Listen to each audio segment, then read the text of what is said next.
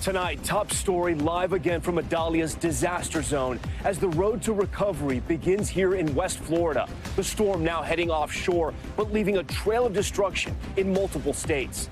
Idalia's devastating storm surge breaking apart homes and wiping out buildings in Florida's Big Bend area. Several tornadoes reported across the southeast, and Charleston, South Carolina, hit with historic flooding. In Florida, we met families and business owners who lost everything in this storm and are now figuring out how to start over. But those looking to rebuild could be met with another crisis. Tonight, there is growing concern insurance companies will raise already crippling rates again. Also developing tonight, a deadly inferno in South Africa, a massive fire tearing through an abandoned building in Johannesburg that was housing hundreds of homeless families, people trapped inside because the exits were blocked. More than 70 people killed, including a dozen children.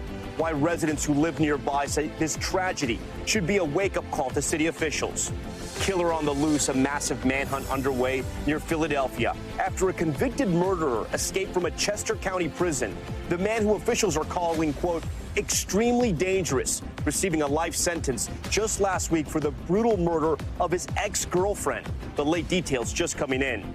Walking tour outrage, a sold-out tour in San Francisco, met with backlash after promising to give guests an up-close look at the, quote, doom and squalor of the city's downtown area. The anonymous organizer turning out to be a city official, how he helped give away his identity in the post. Plus, take a look at this. This record-breaking crowd of 92,000 isn't for the Eras Tour or an NFL playoff game, but for a women's volleyball match at the University of Nebraska. What drove the worldwide first and what it meant to the players on the court. Top story starts right now.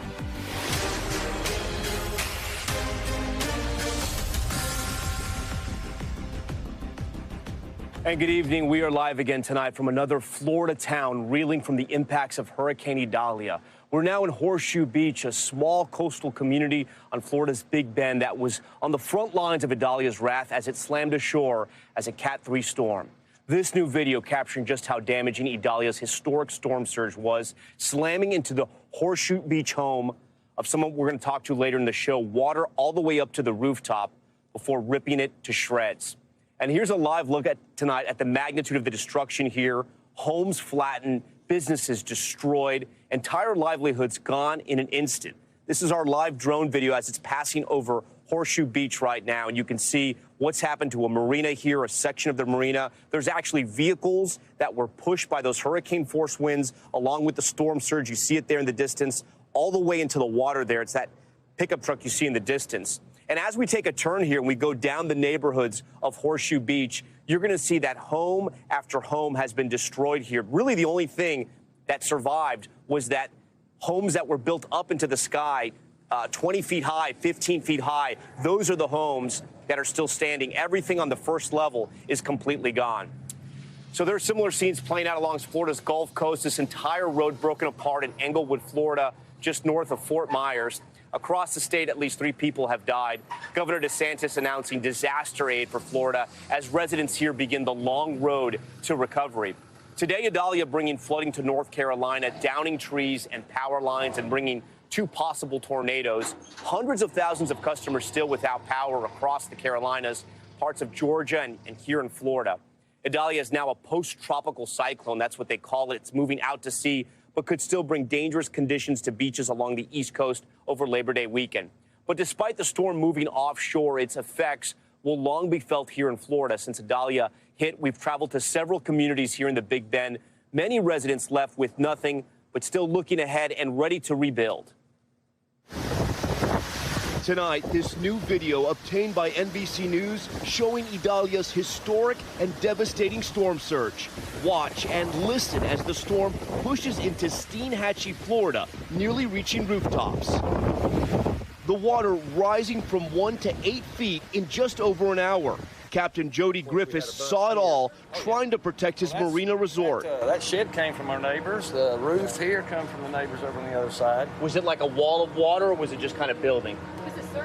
When it came, it came. With many neighborhoods initially cut off, the scale of the devastation here is just beginning to come into focus. So the water line is this, The water line is right here, where the little debris and trash is on the wall. Yeah. Some, like Linda Wicker's family, who've owned Roy's restaurant for 2 decades, will have to rebuild from scratch.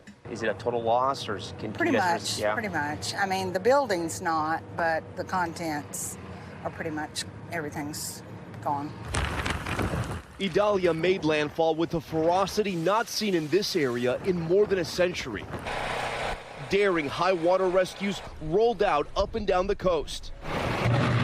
And more than 500,000 lost power. Many have been restored. The bulk of the outages at this point are in that Big Bend region, a lot of the rural counties that bore the brunt of the storm. With the president today signing a major disaster declaration for Florida. Our nation has your back, and we are not going to, we're not going to walk away. Idalia carved its destructive path across the southeast. At least 5 reported tornadoes breaking out in the storm zone. That car's flying! One flipping this car into the air. Charleston recorded its 5th highest tide on record. 3 people across the region have been killed. Back in Florida, this was Idalia's fury up close in Horseshoe Beach. And this is what's left. And here in Horseshoe Beach, if your home did survive, there's probably only one reason why. It was built in the sky, like this one, 20 feet high. Across this quiet, close-knit village, homes torn apart and toppled over. When you guys first showed up here and you saw this, what'd you think? The Lord giveth and the Lord taketh away. Yeah. You can't control the weather. When you live on the water, you can expect this, almost. I mean, you always hope that it passes you by, and most of the time it does, but this time it didn't. The Jacobs family showed us the home they lost and shared the memories they're keeping. I would put my children to bed, and I had a piano in here, and I would play the piano, and they would go to sleep. What do you want the country to know about Horseshoe Beach and what happened here in this part of Florida? We're worth saving. You know, it's a beautiful little town. Don't forget we're down here. Just don't forget us.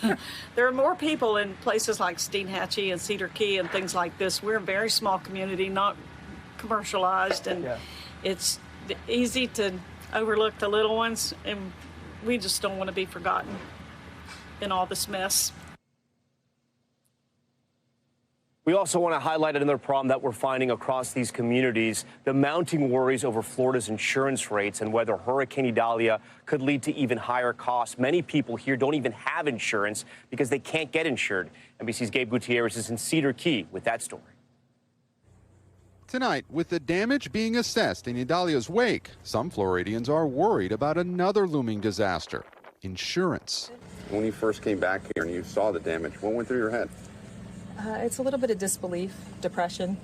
Amy Firestein returned today to find the small hotel she owns ravaged. All the more frustrating because she says the insurance premiums for her own home doubled recently.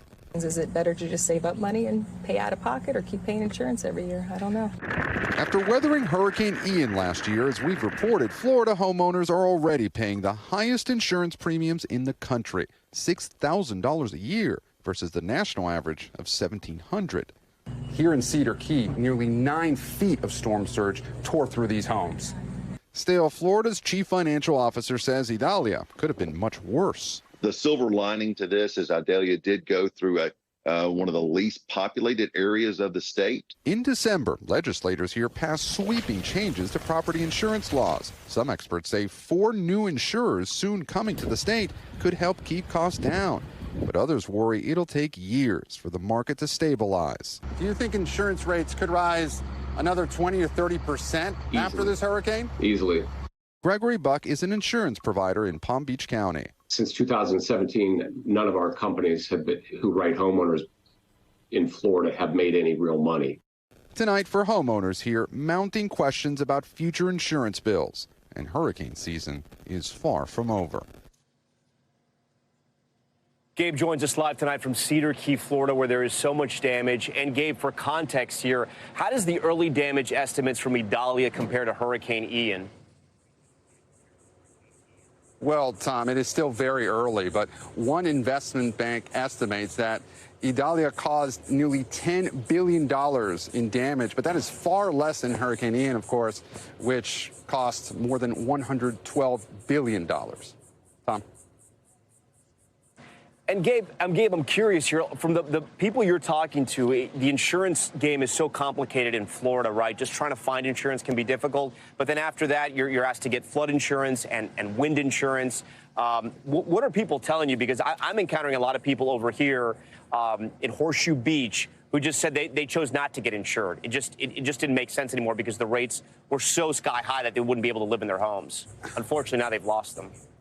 You know, Tom, that's something we're hearing a lot. And you see all this debris, here in Cedar Key. This is going to take some time to clean up. This was caused by the storm surge, which brought all of this debris from their first floors from some of these homes that deposited them, the debris right here. But in terms of insurance, we're talking to more and more people, more and more Floridians who say they just don't want to be insured given these high rates. But there's also this difference between flood insurance and wind insurance. A very small percentage of Floridians, actually, Tom, as you know, actually have flood insurance. Sometimes it might be, up to, only 15% actually have flood insurance. And that's a growing concern. So many people here say they're choosing to go without because of these skyrocketing rates, Tom. Okay, Gabe Gutierrez and his team reporting from Cedar Key tonight. Gabe, we appreciate your reporting. And back here in Horseshoe Beach, they're not only dealing with all the destruction you see just behind me and trying to get resources to the people here who need it, they're also apparently dealing with some crime right now. Joining us here on Top Story is the mayor of Horseshoe Beach. His name is Jeff Williams. Mayor, thank you so much for joining us here. You were just talking to me. You're about to have an emergency meeting because of the looting issue. Talk to me about what witnesses have seen and what you guys are going to do. Well, in previous storms, we had issues with looting, and over last night and the night before, there was a lot of people in town that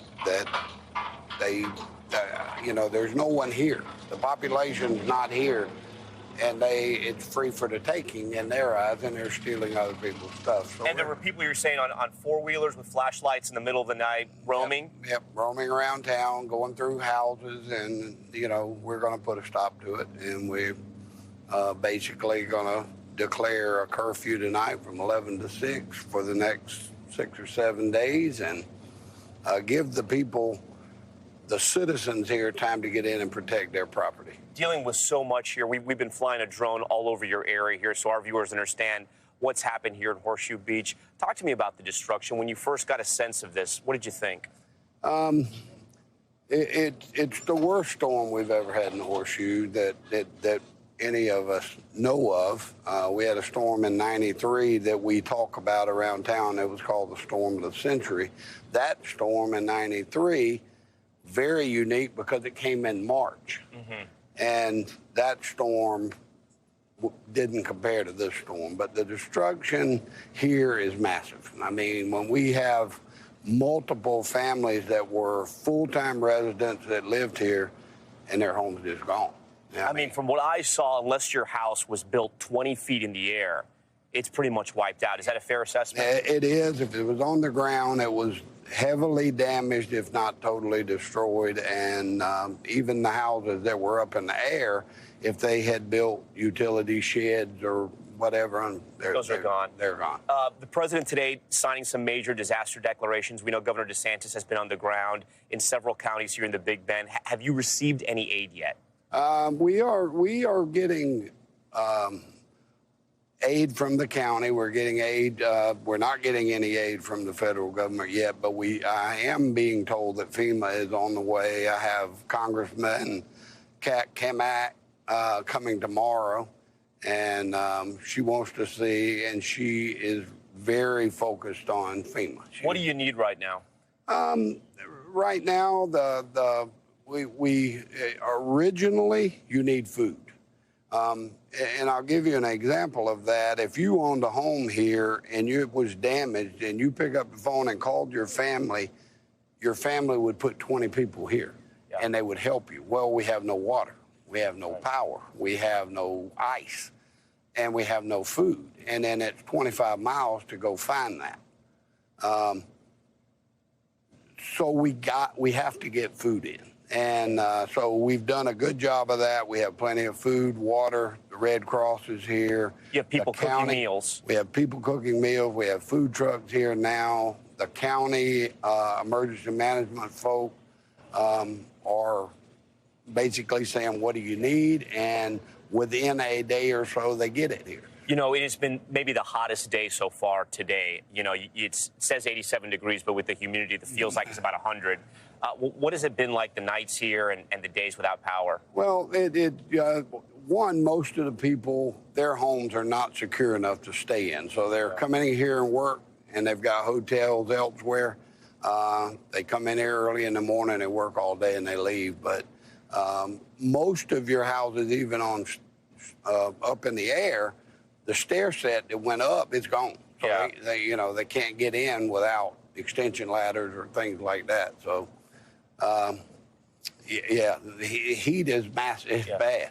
What are you hearing from the residents? What are they telling you? They're telling you, Mayor, we need this right now. Yeah, well, I mean, yesterday there was there was a lot of requests, porta potties. You know, we have nowhere to go to the restroom here, so porta potties, and we got 10 or 15 in today. We have another 20, 25 coming in. We'll dot them around town. Ice was one of the things yesterday, and now it's just cleanup crews. And these cleanup crews that you see, the county, the city, we came in yesterday and we cleaned the roads, made them safe for the residents to get to their homes. How do they clean up the canals like this? What does this take to clean up? Same by cranes, and the county will get into that over the next week or so. And from what you know, nobody missing, no one hurt or died in this. No, when we knew the storm was coming, we were pretty confident it was going to be close. We had two priorities. The first priority was get everybody out of this town. Second priority was post-storm, what do we need to do? I mean, I had our insurance company, before the storm ever hit, I had them here. We knew our town hall was going to get massively flooded. It did in all other storms. So we got mobile command centers coming in as early as this weekend so that we have offices to run the town out of. But the priority of getting the people out of town, we got every person out of this town with the exception of one person. So that's almost as good as you can get. Yeah. And we very, very much tried to get that person to leave. So. And they're okay? They're okay. They were in an elevated house. I'm sure they were pretty frightened, but. Yeah. Mayor Jeff Williams, we thank you for your time. Sorry about what happened to your town. Right. And we hope you guys rebuild. Thank you guys for being here, and hopefully we can get through this. And this town is very resilient, and they'll pull together. Mayor, we thank you for that. As we mentioned, Idalia marching through the southeast today, thrashing North Carolina with rain and winds, but now moving out to sea as a post-tropical cyclone. I want to get right over to NBC News meteorologist Bill Cairns. And Bill, I hate to ask you about this because we're still recovering from Hurricane Idalia. A lot of people still feeling the effects, but we know there's other systems brewing in the tropics tonight. Yeah, there always is. This is the peak of the hurricane season, and we haven't even got to the most active month yet, which is September. So we're wrapping up Idalia. Perry, Florida had the highest wind gusts. We didn't really have a wind gauge right where it made landfall. Remember, it was kind of a remote area, so we're sure we had a gust higher than this. Where Tom is located, Horseshoe Beach, we did have an 81-mile-per-hour wind gust. How about Valdosta, Georgia? Not only did you have a wind gust of 69 miles per hour, you also make the list for one of the highest rainfall totals, and that's why you were under a flash flood emergency at one point yesterday. Clearwater Beach, 9 inches, and at all places that had the heaviest rain, North Carolina, almost a foot of rain from this storm. We had flooding issues in North Carolina all last night and early this morning. The wind is finally dying off on the Outer Banks. Hatteras was earlier today at 55 miles per hour winds, now at 29. And the rain, the last bit of Idalia is ending right now in Kill Devil Hills and Hatteras. Then we are done with it. It's actually post-tropical now. The Hurricane Center says it doesn't have thunderstorms to consider it like a tropical system. But in about 3 days from now, when it's near Bermuda, they actually think it's going to become a tropical storm once again. It makes the turn, actually tries to intensify a little bit, back up to 60 miles per hour. And then this is where it is in about 5 days from now. I know Tom likes to watch these things, these spaghetti lines. After we get through 5 days, a couple of our computer models do bring it back towards either Maine or Nova Scotia or New England, it would be a much weaker system, maybe a tropical depression, a tropical, maybe just an ocean storm. But we got 6 or 7 or 8 days to watch that. And as far as the other things go, Tom, you know, we need to dry it out where you are. It's hot and it's humid. It's hard this time of year to get it any cooler, but it's going to stay that way. All right, Bill Cairns, we appreciate all of you, everything you've been doing this week. It's been a long week for you and for all of us. We appreciate that. We will have much more on Idalia's destruction later, but now we head overseas and the horrifying images out of South Africa. This story is so wild. A 5-story building going up in flames, killing more than 70 people, many of them children. Matt Bradley has the latest. You could hear the screams coming from inside the inferno. A fearsome fire engulfing a 5-story building in Johannesburg, killing at least 74 people overnight, including 12 children. The building had been abandoned and was filled with an estimated 200 homeless squatters. Witnesses say exits out of the building were blocked. The massive blaze forced some to do the unthinkable. My in-law, she just hit the window and to throw the daughter outside. Tonight, the government facing fierce criticism. It's a wake-up call for us to begin to address the situation of housing in the inner city. But reforms will come too late for these homeless victims for whom there was no place left to go but the streets, and now nothing left to feel but despair. Tonight, South Africa's president pledged to root out those criminal gangs that had taken control of that abandoned building and to launch an investigation into what exactly caused that deadly fire. Tom? Matt Bradley on that terrible story tonight out of South Africa. Matt, thank you. We'll be back from Horseshoe Beach later in the broadcast with the other devastation here, but also the resolve to rebuild.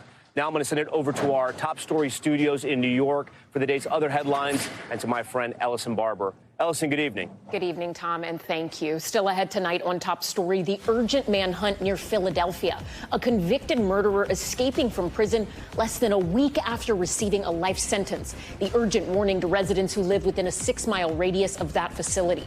Plus, an update tonight on Senator Mitch McConnell after he froze for more than 30 seconds while trying to answer a question from a reporter. What a Capitol Hill doctor is now saying. And the San Francisco official resigning after he advertised a walking tour to explore what he called the squalor of San Francisco's downtown area. The fierce backlash he's receiving. Stay with us.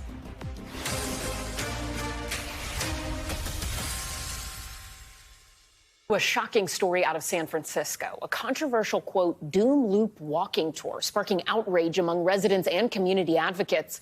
The anonymous organizer revealed to be a city official. Jake Ward has the details on this latest firestorm embroiling the city by the bay. Tonight, controversy stirring in San Francisco. A city official forced to resign after advertising a doom loop walking tour of the city's downtown area. Alex Ludlam, the commissioner for the Office of Community Investment and Infrastructure, posted an anonymous Eventbrite promising customers the opportunity to, quote, get close and personal with the doom and squalor of downtown San Francisco. Going on to say, we will view the open-air drug markets, the abandoned tech offices, the outposts of the nonprofit industrial complex, and the deserted department stores. Even claiming, you'll find no better expert. Your guide is an urban policy professional, card-carrying city commissioner. Tickets for the $30 tour sold out, but the organizers never showed up after media scrutiny and public outcry. This is about raising awareness to change our city's policies and to change the direction of San Francisco to help it recover because we love San Francisco. And by charging for the tour, it sounds a little bit like maybe, you know, a little bit of a grift. Ludlam apologizing in his resignation letter, saying, I regret that my attempt to bring attention to the deplorable street conditions and rampant criminality in my neighborhood has been misconstrued as a mockery of suffering individuals. Satire is a poor way to address the grave issues we face as a city. Ludlam's actions angering activists like Del Seymour, who's been offering historical tours of San Francisco for nearly 2 decades. We're in a very serious epidemic. We're in a very serious crisis. We don't need this political footballs going back and forth across the field while we're dealing with Tyrone and Sheila who are laying on the damn ground. While it's unclear who the event was exactly intended for, tourists visiting the downtown voiced concern. Seems that there's happier things that we could be doing with our time. Yeah, and we came here to see the city in its light, not its darkness. I would have sympathy for them, but I don't think I would take a tour of them. Mayor London Breed addressed the controversy, saying the decision to organize and publicize the tour was a mistake and a deep error in judgment. We are working every day to address the city's challenges, and our focus remains on doing the work to move this city forward. Jake Ward joins us now from San Francisco. Jake, listening to those people in your piece, you have so many people saying this quote-unquote tour was gross, it was inappropriate, but then also saying we do have serious issues here. Talk to us about those issues. What is the long-term strategy to try and turn things around in San Francisco? Well, the unprecedented sort of flow of business out of the downtown corridor has been a huge problem for San Francisco. And city leaders and business leaders are saying to me that beginning next month, they're going to be turning over empty spaces to pop-up restaurants and arts organizations in an effort, probably a 10-year effort, to turn the downtown around so that tourists want to come there. In the meantime, Allison, lots of people have been saying to me, if you want to take a tour of San Francisco, ask the locals where to go. We won't steer you wrong. Ellison? Good advice. Jake Ward, thank you. We appreciate it.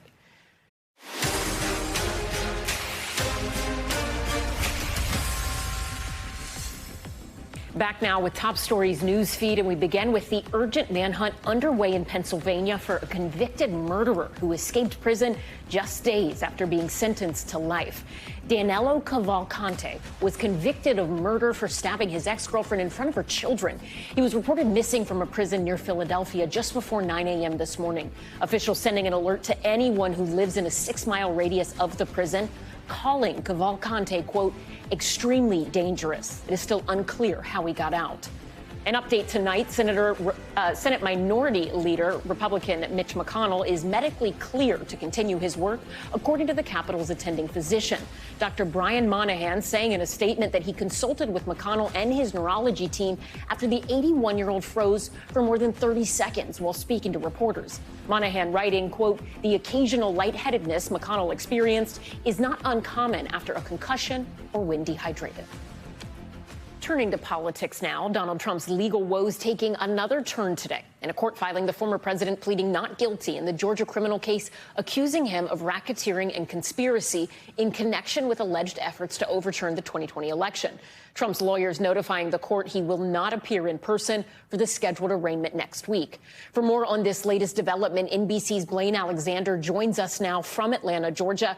Blaine, walk us through Trump's decision to plead not guilty. It's not unexpected, but what does it mean for this case?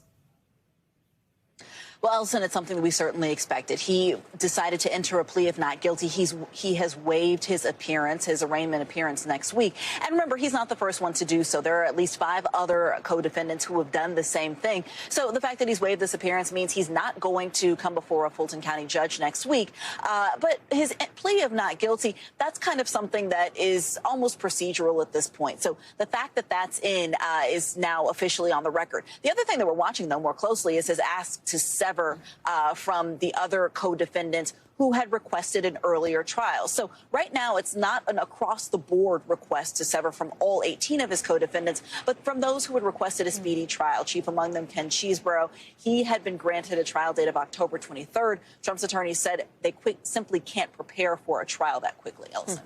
All right, NBC's Blaine Alexander in Atlanta for us. Thank you. Nearly 6 months after Alec Murdock was convicted for the murders of his wife, Maggie, and his son, Paul, his surviving son, Buster, is breaking his silence. Buster Murdock speaking to a documentary crew and defending his father, who is currently behind bars serving 2 life sentences. NBC's Stephanie Gosk has the latest. This is not what I needed. In his first on-camera interview since his mother and brother were killed on their family estate in South Carolina, Buster Murdock defends himself and his father, Alec, who is serving a life sentence for the double murder, speaking with Fox Nation. You think it was a crappy motive, and yet 12 jurors all agreed that your dad killed your mom and Paul. That's right. What do you think about that? I do not believe it was fair. Questions have swirled around Buster over a different death. Former classmate Stephen Smith, a 19-year-old whose body was discovered in 2015 on a road about 15 miles from the family property, where years later Maggie and Paul Murdock were shot and killed. Initially ruled a hit and run, the case was reopened in the weeks after the double murder, and state law enforcement is now investigating Smith's death as a homicide. There were unsubstantiated rumors that he and Buster Murdock were in a relationship. Murdock has never been identified as a suspect and does not face any criminal charges. I never had anything to do with his murder, and I never had anything to do with him on a physical level of any regard. Murdock was at his father's trial every day, taking the stand in his defense. But this was his response in the interview when asked if he thinks his father is a psychopath. I'm not prepared to sit here and say that it encompasses him as a whole, but certainly I think there are characteristics where you look at the manipulation and the lies and the carrying out of that such, and I think that's a fair assessment. Alec Murdock has gotten into a little bit of trouble over this documentary. According to the Corrections Department, he was on the phone with his attorney who recorded the conversation. He was reading some of his journal entries. It's not a crime, but it does break the rules. And as a result, in part from this, he has lost his phone privileges. We reached out to his attorney, who wouldn't comment on the issue, but did say he has the utmost respect for the director of the Department of Corrections. Ellison? Stephanie Gosk, thank you. Turning now to money talks, what consumers and investors need to know from the business world and beyond. Tonight, Americans are struggling with the rising cost of everyday items, falling behind on expenses like car loans and credit cards. NBC's Tom Costello now on the growing economic uncertainty and how you can deal with your debt. From the gas pump to the grocery aisle, inflation continues to take a big bite out of family budgets. In July, personal expenditures jumped another 3.3% from a year ago. We're paying more for pharmaceuticals, recreation, groceries, and clothing. And more Americans are choosing to charge it, though with credit card interest rates at a record 20.6%, many can't pay the bills. And after spending heavily during the pandemic, more than 3.5% of car loan and credit cards are now delinquent. Right now, I have almost $10,000 in credit card debt, so I am so ashamed of that. But yeah, that's a big number. Dolores Mason Stokes turned to credit cards after being laid off for a second time in 9 months. She and her husband are now focusing on cutting costs. Not making more bills, cutting back on cable, all of our streaming services. Despite record levels of credit card debt, Americans continue to spend, up nearly 1% in July from a year ago. So now the question, will the Fed raise rates even more in September as it fights inflation? We will keep at it until the job is done. Savvy Ladies financial help advisors say now is the time to prioritize debt. You could have a car loan over here with a 5% interest, and you're paying 21% on a credit card. It makes the most sense to put that money towards that credit card first. Always make more than the minimum payment. Wean yourself off cards by using cash. And don't sacrifice your financial future for instant gratification buys. Now, tomorrow we'll get the latest critical read on the economy. The July unemployment report expected to remain near these 50-year lows, and that's despite these rising prices. Allison? Tom Costello, thank you. Coming up, the record-breaking crowd in Nebraska. More than 90,000 fans turning out. Top Story spoke to one of the players about what it was like to play amid that historic moment. We're back now with a military coup in Africa taking hold in the country of Gabon. Soldiers placing the president there under house arrest only minutes after the announcement of his re-election. Borders have been shut, curfews put in place, and some are celebrating liberation from a family that's held power for nearly 60 years. Tonight, another military takeover in a Central African country. This time in Gabon. Armed military officers taking to the streets, parading with flags and weapons. Some residents unafraid, joyously celebrating the coup in the streets of Gabon's capital city, hoping it is the start of a new beginning for their oil-rich country. À tous ceux qui sont à l'extérieur, rentrez, notre pays est libre. Notre pays est libre. Vive la liberté du Gabon. Vive à tous ceux qui ont contribué.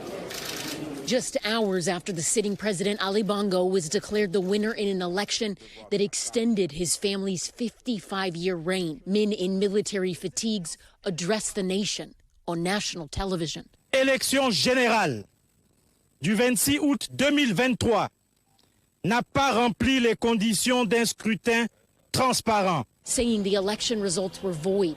They'd seized power, closed the country's borders, placed President Bongo under house arrest, and dissolved both houses of parliament. I'm Ali Bongo. Bongo releasing a video pleading in English for his people to speak out and the international community to step in. I'm calling you to make noise, really. Bongo's family has ruled this country for more than half a century, and analysts say the military takeover is surprising. Very few people could imagine that we could end up with a coup d'etat. And this is due just to the strongholds of the Bongo family and the Bongo system on the administrative machine in Gabon, the electoral machine, but also the security apparatus. But the dramatic scenes in Gabon are increasingly familiar in Western and Central Africa. 8 coups have taken place in this region since 2020, a number in former French colonies, Mali, Burkina Faso, Niger, and now it seems Gabon. Military leader General Brice Oligui Nguema is set to be installed as president on Monday. Now to top stories. Global Watch and an investigation underway after a train tragedy in northern Italy. Officials say an empty passenger train was going nearly 100 miles per hour when it struck a group of workers near a station outside of Turin. 5 people were killed. Officials say they expect to question the train driver. And a crash on a highway in Canada is causing some buzz. Boxes carrying 5 million bees fell off of a truck on a highway near Toronto. Several beekeepers were called in to help. Officials say a large number of the bees were safely collected, but drivers are still encouraged to keep their windows up while driving in that area. Back here at home, and the record-setting attendance last night in Lincoln, Nebraska, with 90,000-plus fans piling into a football stadium. NBC News' Jesse Kirsch on just who the record-breaking crowd was there to see. In a sea of red, they cheered by the tens of thousands. The University of Nebraska-Lincoln's faithful fans, a capacity crowd, filling the school's football stadium last night. But this was for an entirely different kind of game. Has it set in for you guys what's happened? I don't think so, no. I agree. It's still surreal. Welcome to Volleyball Day in Nebraska, an outdoor celebration culminating with a clean sweep win for the Nebraska women's team. Reload for Riley. And a worldwide first. Puts it away for Nebraska. Memorial Stadium's official attendance last night was 92,003. The Cornhuskers say that's a new world record for attendance at a women's sporting event. It's also bigger than any football crowd that's ever filled this century-old stadium. Junior libero Lexi Rodriguez says she couldn't stop smiling. It was something bigger than just a volleyball game, and it's going to go down in history, and I think it's putting volleyball and women's sports on a bigger map. 4-time national champion coach John Cook says this all started with a far simpler goal: reclaim the attendance record from another school. Problem is, their indoor arenas weren't big enough. So this started with you trying to just hit around 20,000 people is what you're telling me. I would have been ecstatic with 20,000 people in the stadium, but it's the only place we could hold a volleyball match and to get the record back. But the Cornhuskers spiked 20,000 and then some. It wouldn't happen anywhere else in the world, really. Like, volleyball is Nebraska's the epicenter for volleyball and for the sport. I kept reminding everyone to just enjoy the moment and to soak it all in. A one-of-a-kind spectacle making history and setting the bar high. Jesse Kirsch, NBC News. When we come back, Tom is speaking to 2 homeowners, one who saw their home destroyed on live stream, why they are resolved to rebuild.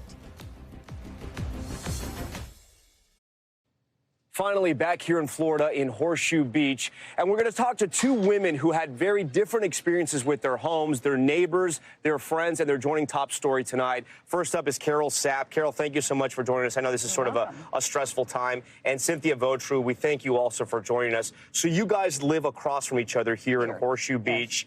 And Carol, I know this is hard. You lost your home. Yes. And you actually saw it on real-time video. Watched Your it. neighbor had a live cam on it, and it was streaming. And he lost his house, too. What was that like? What a strange experience. It was surreal. It was amazing. It was like nothing you can even imagine. To say that the porch comes off and floats away, and then everything starts falling over. and everything in there went with it. All of our things that we've had for years and enjoyed here when we come here. You know, our viewers are watching this video as you're talking about it, and you kind of see the home sort of dislodge and then get swept away, if you will. What was that like? Because you're helpless. There's nothing you can do. Right, right. Like I said, it's a complete feeling of helplessness, a little maybe frustration, just like, what do we do next? Is this for real? Was it emotional? In a way. In a way it was, because you think of all when we come here and enjoy and we cook out and we do everything and now all that's gone. Yeah, it's great. You still have the memories, though. All the memories, yes. All the good memories. Cynthia, your home was on pilings from what I understand. Yes. How high up were you? Our home is probably 15 feet. So 15 feet in the air, and it survived? It did, yes, it survived. We lost our stairs, and that was all. So can you get to your home? With a ladder, yes. That's got to be strange, too. Oh, definitely. It is. We had a small home, too. We had 2 houses. In the small home, we lost everything. And I understand that small home your dad built? My dad and my uncle built it in 40 years ago, 1983. Wow. Yes. Yes. And that had to be tough for you, huh? It was. We've had 4 generations in that home, enjoying down here. We brought my children, my girls, down here from the time they were babies, and now my grandsons from the time they were born. So the whole family has just enjoyed it for many, many years. You guys are, I didn't ask for this, but you guys are kind of hugging on each other, which I think is really special because you still have each other here. Right. But what was it like when you first walked in, Cynthia? You've been here for generations, and you saw Horseshoe Beach like this. It was extremely emotional. My mother, my 86-year-old mother, has lost my father, my aunt, my uncle that helped build that house. So it was very emotional for me, especially watching her see everything they had built. How did she take it? She was very emotional. She broke down. Yeah. I broke down. It was very hard seeing it gone. What do you want? You have the nation watching. What do you guys want? What does Horseshoe Beach need right now? We need help cleaning up. We have some people that's come in. We just arrived about 2 o'clock this afternoon from North Georgia, and we were amazed at what already has been done. But they need more help down here, I think. More help, and because there's families that are suffering and are in extreme hardship. So help, because Horseshoe Beach is a wonderful place, and my granddaughters love coming here. The scalloping, the fishing, it's kayaking, paddleboarding, it's all great. And so people understand also this is a place full of families and people who have been here for generations. Yes. And it's a place you just come to sort of relax, right, for a little bit. Right. That's right, and it's a family. When we come down here, everybody knows each other, you know. It helps out. Everybody helps everybody else. People are going to watch this who don't live here in Florida. They don't live on the water. They don't sort of get this because they know how dangerous it is. Having seen this storm, any second thoughts about living here? Are you going to rebuild? No, no second thoughts. No second thoughts. No. We may have lost one home, but we've not lost Horseshoe and what's at the heart of Horseshoe. And it might look different, but we will rebuild in some form and fashion, and we will continue enjoying it for generations to come. Right. And for us, we're probably thinking moving a large camper in that can be pulled out when there's storm warnings. Yes. Right. And then finally, our colleague Gabe Gutierrez was doing a story about the insurance in Florida. I'm originally from Florida, and I know what it's like to try to get insurance here. Do you get insured? Are you insured? How does that process work when you live here literally on the water? Well, our place was older, and we elected not to have insurance 15 years ago when we became the primary owners. Okay. And so it has served us well, and we probably saved a lot of money along the way. Right. But you got to start from scratch now. Yes. Okay. And Cynthia, you guys? We have insurance on the house on stilts, but when my father built the other house on the ground, we were told we could not have insurance because it was on the ground. Yeah. But that was a risk we were willing to take to enjoy down here. Yeah, and so many people are just like you. They want to live on that first level, or they have an older home that was built that way. Finally, before we go, any last words for people that are watching this about Horseshoe Beach and the Big Bend area you want to make sure after this disaster? It's going to come back, and the people here are strong. They're wonderful. and it's going to be great again, too. Everybody is welcome in. But we want to keep it a secret. Okay. That's right. Well, everybody knows about it now. Cynthia and Carol, we thank you so much for your time. I know this is a stressful moment for you guys, so we appreciate you sharing your stories and telling us about your homes. Thank you very much. Thank you. And we thank you for watching this special edition of Top Story, reporting from Horseshoe Beach in the Big Bend area of Florida. Stay right there. More news on the way. Thanks for watching. Stay updated about breaking news and top stories on the NBC News app or follow us on social media.